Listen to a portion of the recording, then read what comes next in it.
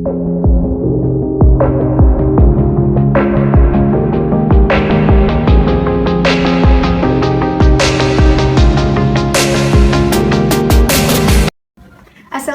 warahmatullahi wabarakatuh. Perkenalkan, nama saya Faraiza Praitno dengan NIM 23107150009. Saya merupakan mahasiswa S1 Fisioterapi angkatan 2023 di semester 2. Tujuan saya membuat video ini adalah untuk membuat rangkuman pada mata kuliah filsafat dan ilmu logika. Untuk poin pertama, yaitu apa sih manfaat dari belajar mata kuliah filsafat dan ilmu logika? Menurut saya, dengan belajar mata kuliah ini dapat melatih cara berpikir saya yang lebih kritis dan juga lebih logis. Seperti misalnya ketika saya menemukan sebuah informasi, saya tidak akan mudah percaya tentang apa yang ada di informasi tersebut. Karena bisa aja isi dalam informasi tersebut palsu, sehingga saya akan pasti mencari terlebih dahulu fakta dan kebenaran dari isi informasi tersebut. Kemudian, manfaat lainnya dari belajar mata kuliah filsafat dan ilmu logika.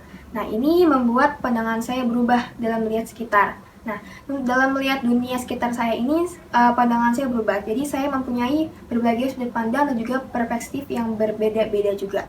Misalnya, saat kita membahas tentang arti kebebasan. Nah, ini arti kebebasan bisa dilihat dari berbagai sudut pandang maupun perspektif yang berbeda-beda. Contohnya dari sudut pandang politik, yang mana arti kebebasan adalah hak dalam berpartisipasi dalam pemerintahan. Sedangkan, kalau dari sudut pandang pribadi, kebebasan berarti yaitu hak dalam memilih suatu pilihan tanpa daya paksaan dari orang lain. Sedangkan kalau dari sudut pandang sosial, kebebasan sendiri itu berarti hak atau kebebasan yang terhindar dari diskriminasi ataupun penindasan. Itu merupakan pengertian-pengertian dari kebebasan dari berbagai sudut pandang. Oleh karena itu, setelah saya mempelajari perspektif dan sudut pandang tentang arti kebebasan ini, saya jadi paham lebih dalam tentang konsep arti kebebasan dan secara komprehensifnya. Seperti itu. Kemudian untuk poin yang kedua adalah, apa sih kelebihan dari berpikir secara ilmiah di lingkungan kampus maupun di lingkungan sehari-hari? Kalau di lingkungan kampus, kelebihan dari berpikir secara ilmiah itu dapat meningkatkan kualitas belajar kita. Contohnya saat kita memahami materi. Nah, saat kita memahami materi, kita menganalisis informasi yang ada di dalam materi tersebut secara kritis dan juga secara objektif, sehingga kita dapat memahami isi dari materi tersebut lebih dalam dan lebih paham lagi. Kemudian juga dapat meningkatkan kualitas dalam berkomunikasi. Kita mahasiswa itu dianjurkan untuk mengutarakan pendapat kita. Jadi kita juga waktu kerja kelompok juga harus memberikan argumen kita, yang mana argumen kita itu harus berdasarkan fakta yang ada, berdasarkan data dan juga bukti yang valid, sehingga argumen yang kita jelaskan ke teman-teman itu tepat sasaran. Kemudian, itu kan di lingkungan kampus. Nah, kalau misalnya manfaat berpikir secara ilmiah di lingkungan sehari-hari, itu sebenarnya dapat kita jadikan sebagai alat, yaitu alat untuk membuat keputusan yang cerdas dan juga bijak. Contohnya, saya sedang berbelanja dan saya memilih suatu produk. Di situ pasti saya akan membandingkan produk ini dengan produk lainnya. Yang mana sih yang lebih bagus, yang mana yang saya harus beli. Seperti itu. Oleh karena itu, saya membaca komposisinya. Nah, di sini saya membandingkan yang mana lebih bagus komposisinya. Jadi ini berdasarkan bukti dan data yang valid. Jadi bukan hanya intuisi saya yang semata-mata dari melihat kemasannya aja.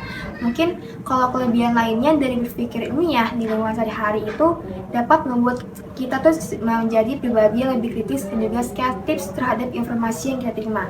Jadi ketika kita mendapatkan suatu informasi yang bisa saja informasi itu adalah salah, nah kita bisa mempertanyakan informasi tersebut. Jadi kita nggak langsung mempercayai informasi yang ada aja. Jadi kita akan cek terlebih dahulu apakah informasi ini benar, apakah layak kita terima, apakah layak kita percaya, seperti itu. Jadi kita terhindar dari namanya penipuan ataupun hoax. Kemudian kalau manfaat lainnya dari kelebihan dari berpikir secara ilmiah, kita dapat memecahkan masalah dengan cara sistematis. Contohnya saat saya sedang di rumah, misalnya keran air di rumah saya bocor. Nah, dengan berpikir secara ilmiah, saya pasti akan mencari tahu terlebih dahulu apa sih penyebab sehingga keran air di rumah saya itu bocor. Jika ternyata yang membuat bocor adalah karena pemasangan yang kurang erat, maka solusi yang harus saya lakukan adalah tinggal memperarat saja, memperarat dari keran dan selangnya. Ataupun kalau misalnya ternyata yang salah ada pada karet selangnya, yaitu udah rusak ataupun sudah berumur, maka solusi yang saya gunakan adalah mengganti karet selang tersebut. Nah, itu akan membuat keran air yang tadinya bocor menjadi tidak bocor lagi. Itu kelebihan dari berpikir secara ilmiah di lingkungan sehari-hari. Kemudian selain diajarkan cara untuk berpikir secara ilmiah dan juga kritis, Pariswanda juga mengajarkan tentang 9 thinking behaviors, yaitu ada clarity, ada precision, ada akurasi, kemudian ada relevance, ada depth, kemudian juga ada breadth, yaitu arti kedalaman, yang mana ini berarti kemampuan seorang dalam menilai sesuatu situasi berdasarkan sudut pandang maupun perspektif yang berbeda-beda, karena tiap orang itu pasti memiliki sudut pandang yang berbeda-beda, nggak ada yang sama.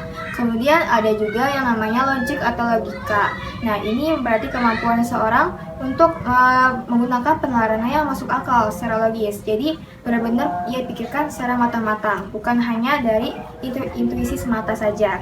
Kemudian juga ada fairness atau keadilan, yang mana ini berarti kemampuan seseorang untuk memperlakukan orang secara adil, jadi tidak condong ke satu pihak saja.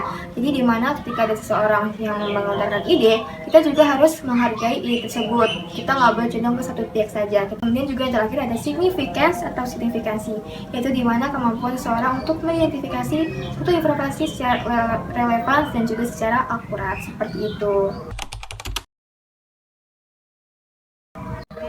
Kemudian untuk poin yang ketiga yaitu menjelaskan tentang isi poster dari kelompok saya.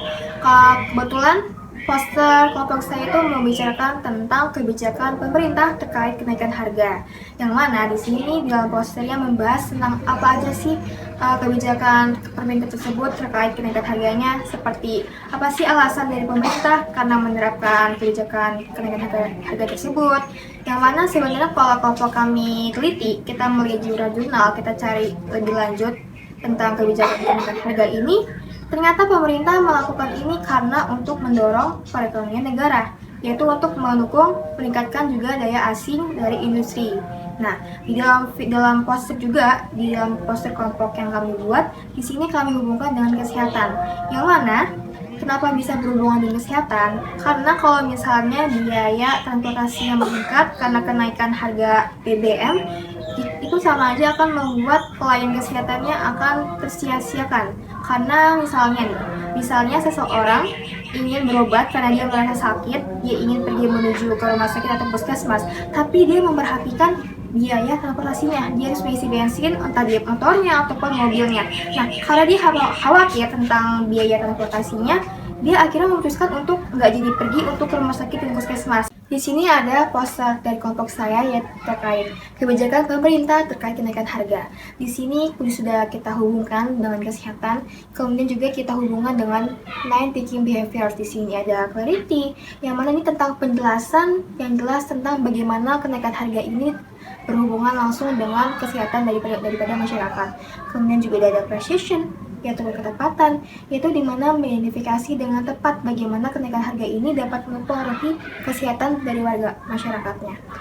Itu saja yang dapat saya sampaikan mengenai rangkuman materi filsafat dan ilmu logika. Saya sudah menjelaskan manfaat dari belajar mata kuliah ini, kemudian ada kelebihan dari berpikir secara ilmiah, dan juga isi tentang poster saya mengenai kebijakan pemerintah terkait kenaikan harga. Itu saja dari saya Faraisa Pretno undur diri. Terima kasih dan mohon maaf bila ada yang salah.